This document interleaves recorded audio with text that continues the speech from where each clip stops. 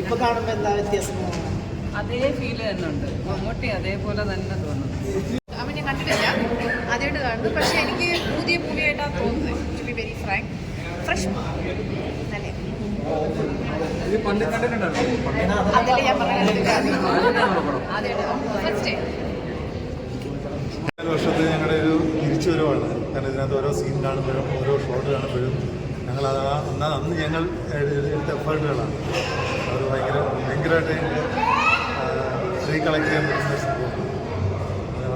വളരെ സന്തോഷം. ആ തിയേറ്ററിൽ തന്നെ കാണണം, തിയേറ്ററിൽ എൻ്റെ ഒരു എക്സ്പീരിയൻസ് കാണണം.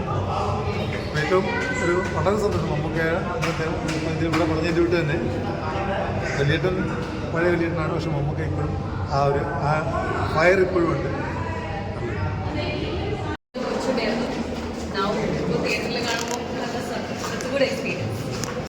കൈരളിയുടെ മാനേജിംഗ് ഡയറക്ടർ പറഞ്ഞു സോഷ്യൽ മീഡിയയിൽ അങ്ങനെ കണ്ടാർന്നോ? അല്ലെങ്കിൽ തന്നെ ഒരുപാട് പ്രാവശ്യം കൈരളിയിൽ വന്നിട്ടുള്ള സിനിമയാണ് ഇപ്പോൾ റിലീസിനല്ലേ? അപ്പൊ എന്താണ് പറയുന്നത്?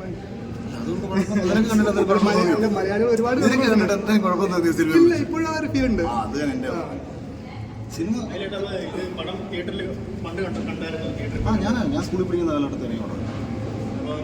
അന്ന് ഇതേപോലെ വൈറ്റും ഇട്ട് പോകാൻ പറ്റിയിരുന്നു.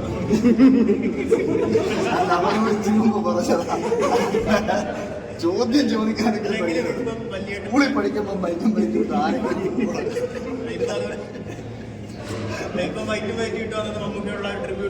എന്റെ പൊന്നേ അല്ല. ഞാൻ വൈകിട്ട് എന്റെ വൈഫിനോട് പറഞ്ഞു റിസൾട്ട് വെച്ചിട്ടുള്ളത് അവള് വരുത്ത് വെച്ച്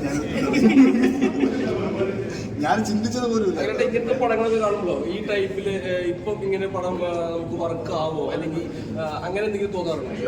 ചെറിയ പ്രശ്നങ്ങളുണ്ട്. കാലഘട്ടത്തിൻ്റെതായിട്ടുള്ള ഷിഫ്റ്റ് നമ്മുടെ സിനിമയിൽ സ്വാഭാവികമായിട്ട് സംഭവിച്ചിട്ടുണ്ട്. ഇത് കുറച്ച് ഡ്രാമാറ്റിക് ആയിട്ടാണ് സ്ക്രിപ്റ്റ് സംഭവിക്കുന്നത്. ഡയലോഗ് ഡെലിവറീസിനൊക്കെ അതുണ്ട്. അത് കുറേയൊക്കെ മാറി. നമ്മളിപ്പോൾ കുറച്ചൊരു റിയലിസ്റ്റിക് അറിയാൻ വ്യത്യാസം. അതായത് ഇപ്പം ഈ ഞാൻ പറഞ്ഞു ഇപ്പം ഇടഞ്ഞ കൊമ്മലിലെ കൃഷ്ണമണിയിൽ തോട്ടി കയറ്റി കളിക്കലെ മോനെ ദിനേശ എന്നൊക്കെ പറയുന്ന സംഭാഷണങ്ങൾ ഇന്ന് ആർക്കും ചിലപ്പോൾ വർക്കാവുന്നില്ല. ഇപ്പോൾ കുറച്ചുകൂടെ നമ്മൾ നാട്ടിൻ പുറത്ത് ഉപയോഗിക്കുന്ന പദങ്ങൾ, അതുകൊണ്ട് ആ ഒരു വ്യത്യാസമേ ഉള്ളൂ കേട്ടോ. കാരണം ആസ്വാദനത്തിനൊന്നും ഇതൊന്നും ഒരു പ്രശ്നമില്ല. മികച്ച ഇപ്പോൾ നമ്മൾ KGF പോലുള്ള പടങ്ങൾ ആസ്വദിക്കുന്ന ഇവിടെ ഡ്രാമാറ്റിക്കായിട്ട് തന്നെ വർക്ക് ചെയ്തേക്കുന്നത്. ഇതൊന്നുമില്ല. സിനിമയുടെ ആസ്വാദനം മറ്റൊരു തരത്തിലാണ്. സിനിമ നന്നായി കഴിഞ്ഞാൽ എല്ലാത്തരം സിനിമകളും നമ്മൾ ഇഷ്ടപ്പെടും. ഇപ്പോൾ കിഷ്കിന്ദ കാണ്ഡോ എന്ന് പറയുന്നൊരു പടം ആക്ച്വലി അത് പണ്ടൊക്കെ ആയിരുന്നെങ്കിൽ ആർട്ട് ഫിലിമിൻ്റെ കാറ്റഗറി പെടുത്താൻ പറ്റില്ല. പക്ഷേ ഇതിവിടെ ഹൈലി കൊമേഴ്സ്യലി ഭയങ്കര ഹിറ്റാണ്. പ്രമേയുഗം കൊമേഴ്സ്യലി ഹിറ്റാണ്. നമ്മളപ്പം ഒരു കാലഘട്ടത്തിൽ ആർട്ട് സ്വഭാവമുള്ള സിനിമകളെ ഇന്ന് കൊമേഴ്സ്യലി ഹിറ്റാക്കാനും പ്രേക്ഷകർക്ക് കഴിയും. അപ്പോൾ 2 തരം സിനിമകളെയും നമ്മൾ പ്രേക്ഷകർ കാണുന്നുണ്ട്, വിജയിപ്പിക്കുന്നുണ്ട്. അത് അങ്ങനെ ഒരു പ്രത്യേകത ഇന്നത്തെ ഓഡിയൻസിനുണ്ട്. പണ്ട് ഇതിനെ 2 കാറ്റഗറൈസ് ചെയ്യപ്പെട്ടിട്ടുണ്ട്. കൊമേഴ്സ്യൽ സ്വഭാവം, സമാന്തര സിനിമകളെന്ന് പറയുന്നത്. അപ്പോൾ ആ ഒരു വ്യത്യാസം നമ്മുടെ സിനിമയിൽ നിന്ന് വന്നിട്ടുണ്ട്.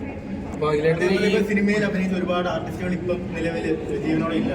അല്ല, തീർച്ചയായിട്ടും നമുക്ക് അതൊക്കെ കാണുമ്പോൾ അപ്പോൾ മണിച്ചേട്ടൻ്റെ രംഗങ്ങൾ കാണുമ്പോൾ ഒരുപാട് ആൾക്കാരെ നമുക്ക് ഓർക്കാൻ കൂടി കിട്ടുന്ന ഒരു അവസരമാണ്.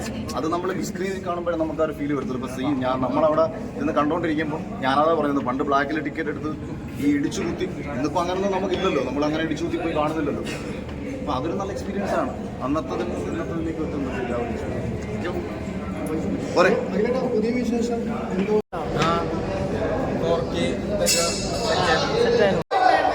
പറയാനുണ്ട പൊളി പൊളി കിട്ടു. മുമ്പത്തേക്കാളും ബെറ്റർ സൂപ്പർ. നമുക്ക് പൊളിക്കാനെന്നിരിക്കുന്നത് നമുക്ക് ഓൾറെഡി പൊളിച്ചല്ലേ. തകർക്കണേത് ഹെവി ഹെവി